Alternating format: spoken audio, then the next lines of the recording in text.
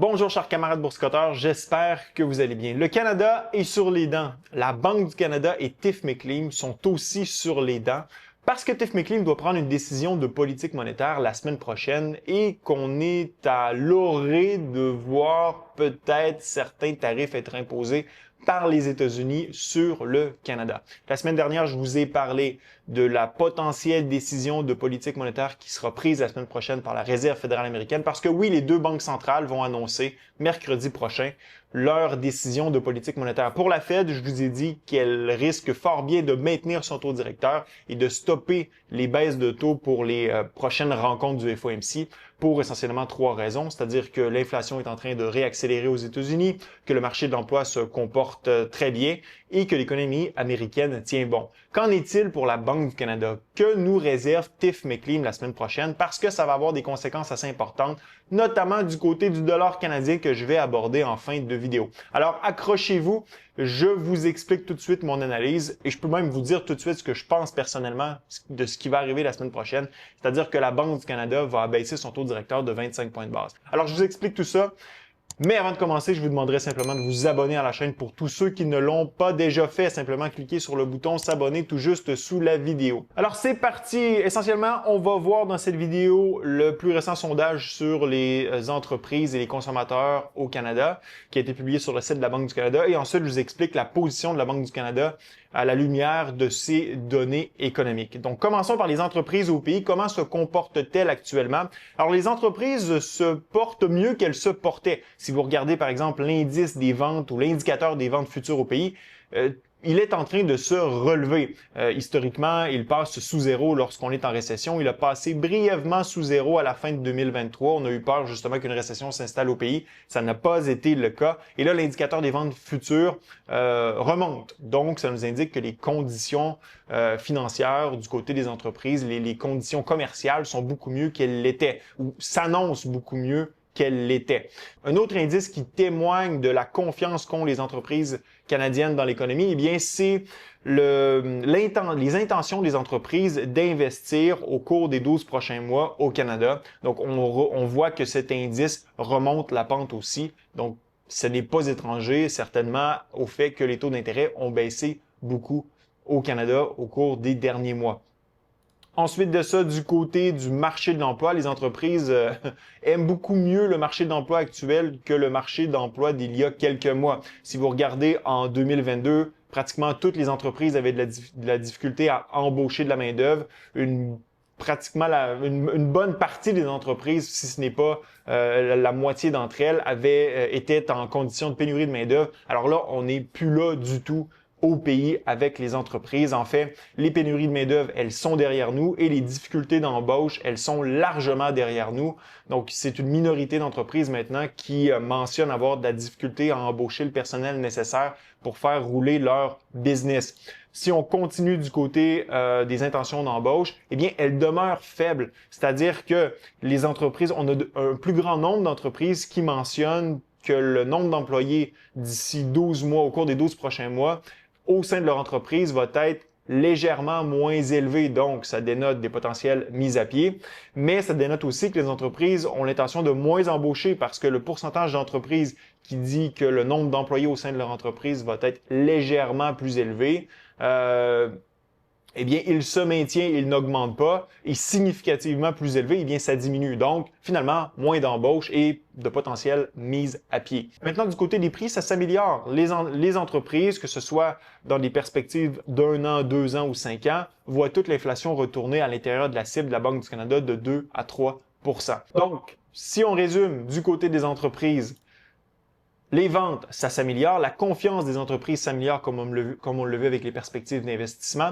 Les embauches ont diminué et les prix, bon, c'est un peu plus négatif pour ce qui est des entreprises parce que celles-ci aiment mieux lorsqu'elles ont une marge de manœuvre pour pouvoir augmenter leur prix et faire un peu plus de profit. Maintenant, du côté des consommateurs, comment se comportent les consommateurs canadiens? Bien, on voit que du côté de la confiance des consommateurs, celle-ci s'est améliorée. Bon, elle est clairement sous sous le niveau de santé financière moyen, mais on voit que la pente s'accélère, donc les conditions s'améliorent tranquillement à mesure que la Banque du Canada ajuste à la baisse son taux directeur.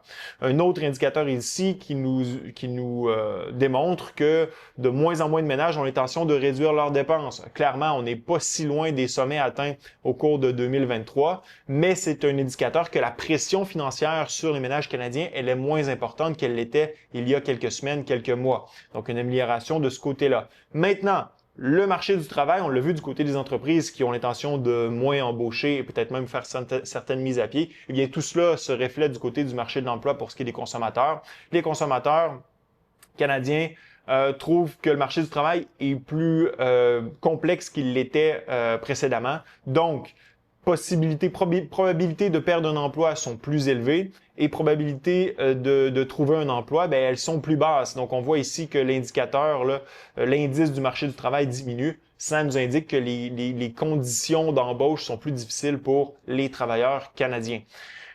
Pour ce qui est des attentes d'inflation, un peu comme les entreprises, donc pratiquement tous les indicateurs pointent vers un retour à la cible de la Banque du Canada, donc assez positif de ce côté-là. Maintenant, que va faire la Banque du Canada? Eh bien, on y arrive dans quelques instants. Je veux simplement résumer ce qui se passe du côté des consommateurs. Santé financière, plus ou moins bon. Donc, la pente se redresse malgré qu'on est quand même dans des zones de dépression assez importantes. Confiance des consommateurs, elle augmente. La santé financière, je viens de le mentionner, elle augmente. L'emploi, c'est plutôt négatif. Donc, le marché de l'emploi est essentiellement à l'équilibre. Donc, si vous perdez votre emploi, c'est plus difficile de vous trouver un autre emploi. Et les prix, ben, c'est positif parce que l'inflation redescend. Maintenant, Banque du Canada, quelle va être la décision? Je l'ai mentionné au début de vidéo. À mon sens, ça va être une baisse, de 25 points de base. Pourquoi? Eh bien, il faut regarder d'abord du côté de l'inflation. Que se passe-t-il avec l'inflation au pays? L'inflation qui est passée de 1,9 à 1,8 en décembre, ça a été publié un peu plus tôt cette semaine. On a eu peur en septembre de la déflation du côté de la Banque du Canada, donc c'est un peu la bête noire de la Banque du Canada. Elle va tout faire pour éviter la déflation. J'ai fait une vidéo complète là-dessus pour vous expliquer pourquoi. Vous irez voir ça. Mais là, on est à 1,8. Pourquoi on est à 1,8? Pourquoi on a baissé de 1,9 à 1,8? Il y a un élément qui peut expliquer ça et c'est le congé de TPS-TVH. Alors, tout ça fait que les prix ont baissé peut-être un peu plus qu'ils auraient dû baisser normalement.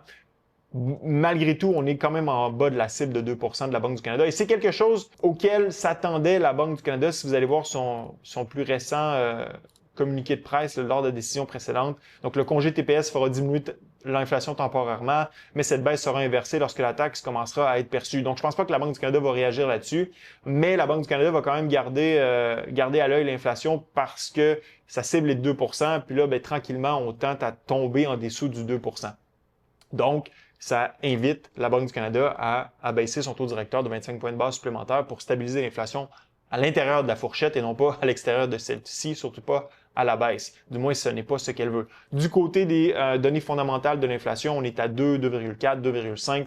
Donc, clairement, on est à l'intérieur de la cible. Donc, tout ça, c'est super beau pour la Banque du Canada. Du côté de l'emploi, il n'y a pas trop d'inquiétude à avoir non plus. Regardez les créations d'emplois qu'on a eues en décembre au pays. 90 000 nouveaux emplois qui ont été créés. C'est très, très, très positif. Donc, on voit qu'il y a une certaine accélération du côté de l'emploi au pays depuis le mois d'août. Certainement que les baisses de taux d'intérêt ont quelque chose à jouer là-dessus, malgré le fait que, comme on l'a vu dans les différents sondages, les entreprises n'ont pas une tendance à vouloir embaucher tant que ça. Du moins, du côté des créations d'emplois, ça se reflète assez positivement ce qui se passe maintenant sur le marché de l'emploi. Croissance économique, la croissance est plutôt anémique au pays. La croissance n'est pas alarmante. Donc, la Banque du Canada va quand même vouloir stimuler un peu la croissance au pays en abaissant son taux directeur de 25 points de base supplémentaires, à mon sens. Alors, on a eu 2 baisses consécutives de 50 points de base. On est à 3,25 présentement. On devrait annoncer une baisse à 3% mercredi prochain. C'est mon avis. Et pourquoi on passe de 50 à 25 points de base? Ben, en fait, la Banque du Canada avait ouvert la porte à ça lors de la publication de son dernier communiqué de presse. Rappelez-vous, à l'avenir, nous allons évaluer la nécessité de procéder à d'autres baisses, une décision à la fois. Ça veut essentiellement dire que la panique, elle est derrière nous. Là, les baisses de 50 points de base, oubliez ça. On va continuer rencontre par rencontre, mais j'ai aucun doute que la prochaine rencontre va nous amener une baisse de 25 points de base.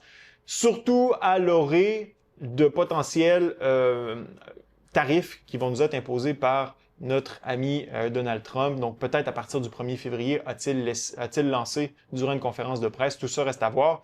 Mais clairement, ça va avoir des conséquences du côté du taux de change. Regardez le taux de change canadien, c'est absolument horrible. On peut même reculer là, sur l'historique total de ce qu'on a sur TradingView. On est à environ 69 sous. La dernière fois qu'on a vu ça, c'est au début des années 2000.